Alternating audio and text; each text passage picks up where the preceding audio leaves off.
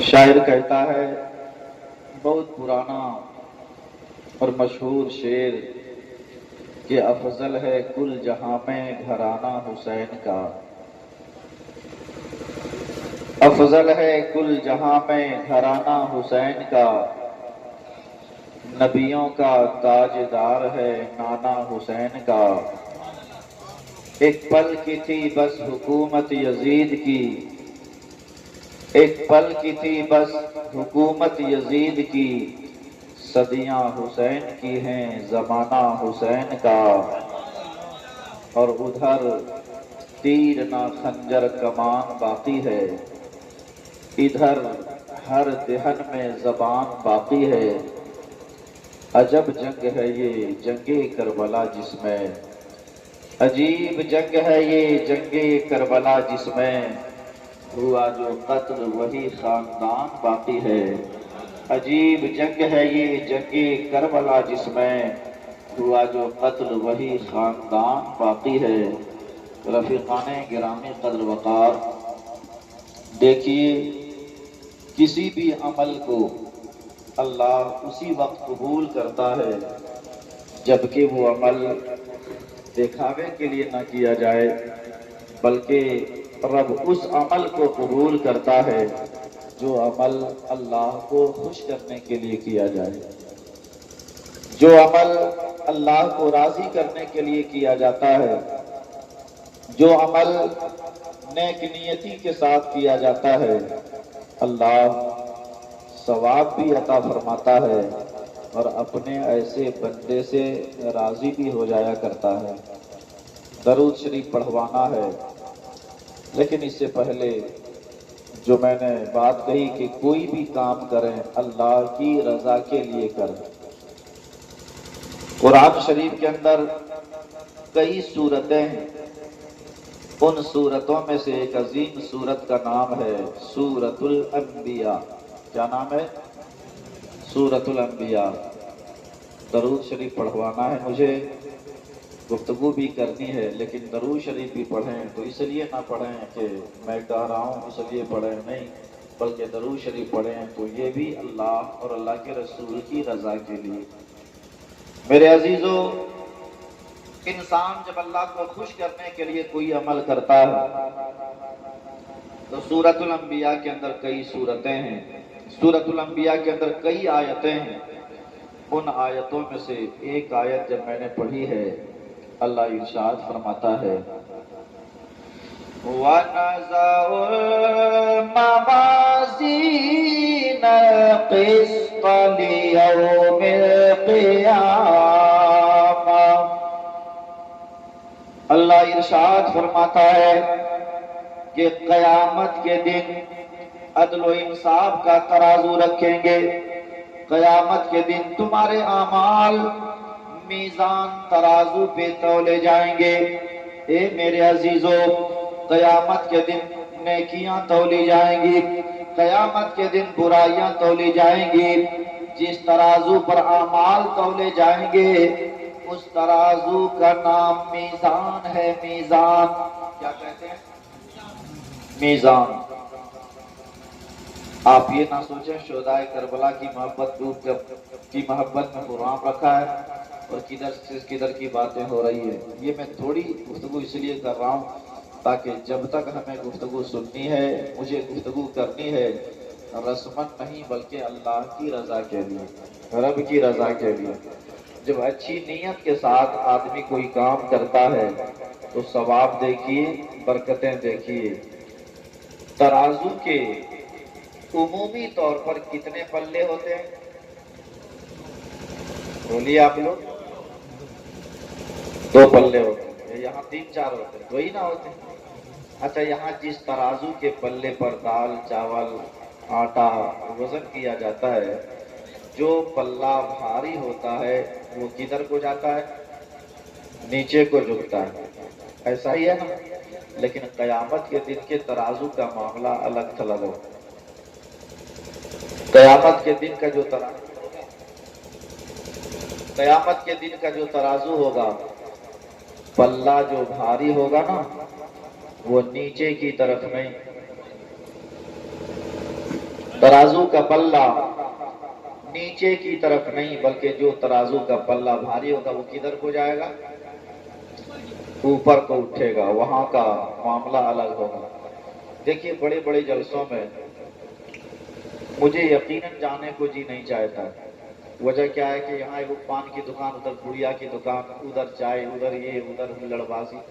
لیکن آپ لوگ جس طرح بیٹھے ہیں اور جس طرح سن رہے ہیں، میں سمجھتا ہوں بڑے بڑے جلسوں میں بھی یہ ماحول نہیں ملتا ہے۔ اور آپ لوگوں سے بھی گزارش کروں گا کہ ایسے چھوٹا چھوٹا پروگرام کیجئے جس سے زیادہ دین کی باتیں آپ سماعت کر سکیں۔ میرے عزیزو، ترازو کا کہ دو پلے، قیامت کے دن کا جو ترازو ہوگا، جو پلہ بھاری ہوگا وہ اوپر کو اٹھے گا۔ میرے بھائی، ایک پیغمبر گزرے ہیں جن کا نام ہے جناب داؤد علیہ السلام۔ عرض کرتے ہیں، اے اللہ مولا قدیر جل مجدہ، اے پروردگار، قیامت کے دن میزان ترازو ہوگا۔ مولا جس ترازو پر اعمال تولے جائیں گے، نیکیاں تولے جائیں گی، برائیاں تولے جائیں گے، اے مولا میزان ترازو کے پلے کو میں دیکھنا چاہتا ہوں۔ میرے عزیزو، جناب داؤد علیہ السلام ہے، اللہ کی بارگاہ میں التجا کرتے ہیں، اے مولا ترازو کا پلہ دکھلا دیا جائے۔ رب قدیر نے ارشاد فرمایا، میرے مقدس پیغمبر داؤد علیہ السلام، میزان ترازو کے دونوں پلے نہ صحیح لیجئے، میں آپ کو میزان ترازو کا ایک پلہ دکھلا دیتا ہوں۔ جناب داؤد علیہ السلام ہے، اللہ پاک نے میزان ترازو کا ایک پلہ دکھلا دیا۔ کتنا لمبا چوڑا ہے میزان ترازو کا پلہ؟ آؤ غور سے سنو، اللہ پاک نے جب جناب داؤد علیہ السلام کو میزان ترازو کا ایک پلہ دکھلایا تو جناب داؤد علیہ السلام بے ہوش ہو گئے۔ جب ہوش آیا تو اللہ پاک نے ارشاد فرمایا، اے میرے مقدس پیغمبر داؤد علیہ السلام، آپ کی یہ حالت کیوں ہو گئی؟ سبب کیا ہے؟ تو جناب داؤد علیہ السلام نے عرض کیا، مولا میزان ترازو کا ایک پلہ اتنا لمبا چوڑا، کتنا لمبا چوڑا ہے میزان ترازو کا ایک پلہ؟ دو روایت میں نے پڑھی، ساتوں طبق آسمان اور ساتوں طبق زمین کے برابر میزان ترازو کا ایک پلہ ہے۔ اگر بیدار ہیں تو سارے لوگ بولتے ہیں اللہ اکبر، اور بلند آواز سے۔ ہم سوچ رہے ہیں پیچھے والے کے آگے والے سے سارا معاملہ ہو رہا ہے، سارے پیچھے والے لوگ بولتے ہیں اللہ اکبر۔ ایک ترازو کا پلہ اتنا لمبا چوڑا، داؤد علیہ السلام عرض کرتے ہیں، اے اللہ دنیا میں کون ایسا بندہ ہوگا جن کے پاس اتنا ثواب ہوگا، جن کے پاس اتنی نیکیاں ہوں گی؟ اے اللہ جب میزان ترازو کا ایک پلہ اتنا لمبا چوڑا ہے تو میزان ترازو کے دونوں پلے کی لمبائی چوڑائی کا عالم کیا ہوگا؟ اے مولا میں اس لیے میری یہ حالت ہو گئی، دنیا میں کون ایسا بندہ ہے مولا جن کے نام اعمال میں اتنا ثواب ہوگا جو میزان ترازو کے دونوں پلے کو نیکیوں سے بھر پائے گا؟ مولا کوئی ایسا بندہ لگتا ہے نہیں ہوگا جن کے پاس اتنا ثواب ہوگا مولا میزان ترازو کے پلے کو نیکیوں سے بھر پائے گا۔ میں نے میزان ترازو کے پلے کی لمبائی چوڑائی کو جو دیکھ لیا تو اس کی بنیاد پر میری یہ حالت ہو گئی۔ رب نے ارشاد فرمایا، اے میرے مقدس پیغمبر داؤد علیہ السلام، میزان ترازو کے پلے کی لمبائی چوڑائی کو تو آپ نے دیکھ لیا، توجہ ہے نا؟ توجہ ہے؟ رب نے فرمایا، داؤد علیہ السلام میزان ترازو کے پلے کی لمبائی چوڑائی کو تو آپ نے دیکھ لیا، یہ بھی تو دیکھو کہ میں اپنے بندوں سے پیار کتنا کرتا ہوں، اپنے بندوں سے پیار کتنا کرتا ہوں۔ کا مطلب رب نے ارشاد فرمایا، اے میرے مقدس پیغمبر داؤد علیہ السلام، اگر کوئی ایک کھجور اگر مجھے راضی کرنے کے لیے کسی کو کھلائے گا، ایک کھجور اگر ثواب کی نیت سے کوئی صدقہ کرے گا، ایک کھجور اگر کوئی نیک نیتی کے ساتھ کسی کو دے گا، تو وہ ایک کھجور جس کے دینے والے کی نیت اچھی ہو، وہ ایک کھجور جس کے دینے والے کا مقصد ہو مولا تو راضی ہو جا۔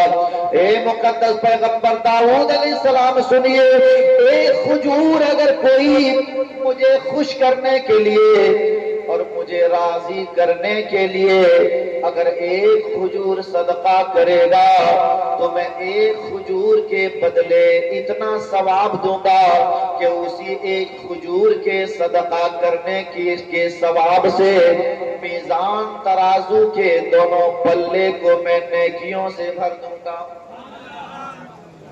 کیا پتا چلا؟ آپ نے کیا سمجھا؟ یعنی ایک کھجور اگر آدمی کوئی دل سے اللہ کی رضا کے لیے، اللہ کو خوش کرنے کے لیے اگر کسی کو ایک کھجور کھلائے گا نا، تو اللہ اسی پر اتنا ثواب دے گا کہ اسی کے ثواب سے میزان ترازو کے دونوں پلے کو نیکیوں سے بھر دے گا۔ پتا چلا اگر عمل چھوٹا ہو لیکن وہ عمل اللہ کے لیے کیا جائے، عمل مختصر ہو لیکن وہ عمل اللہ کی خوشنودی کے لیے کیا جائے، تو اللہ اس عمل کو قبول بھی کرتا ہے، اس عمل پہ اللہ راضی بھی ہوتا ہے اور اتنا ثواب دیتا ہے کہ اسی کے ثواب سے اللہ پاک میزان ترازو کے دونوں پلے کو نیکیوں سے بھی بھر دیا کرتا ہے۔ اگر آپ نیک نیتی کے ساتھ اور دل سے سننے کے لیے تیار ہیں تو پورا مجمع دل سے گنبد خضرا کی جانب لو لگا کر جن کو جو درود شریف یاد ہو دل سے پڑھ لیجیے۔ اللہم صلی علی سیدنا و شفیعنا حبیبنا ملجانا محمد مبارک وسلم دائما صلو علیہ صلاۃ و سلاما علیک یا رسول اللہ یا حبیب اللہ صلی اللہ تعالی علیہ وسلم۔ حضرات، میں نے قرآن کی وہی آیت کریمہ پڑھی ہے جو آیت کریمہ مجھ سے پہلے والے خطیب صاحب نے پڑھی، اسی آیت کریمہ کو میں نے بھی پڑھنے کا شرف حاصل کیا ہے۔ قرآن شریف کے اندر بہت ساری سورتیں ہیں، ان سورتوں میں سے ایک عظیم سورت کا نام ہے سورہ شورا، آیت نمبر 23 کا حصہ میں نے پڑھنے کا شرف حاصل کیا ہے۔ قرآن کی آیت پڑھوں گا، مصطفیٰ کی حدیث پڑھوں گا، گفتگو ہوگی، لیکن ایک بار پورا مجمع اپنی بیداری کا ثبوت دیتے ہوئے میرے نعرے کا جواب دیں۔ نعرہ تکبیر، نعرہ رسالت، شہدائے کربلا، نعرہ تکبیر۔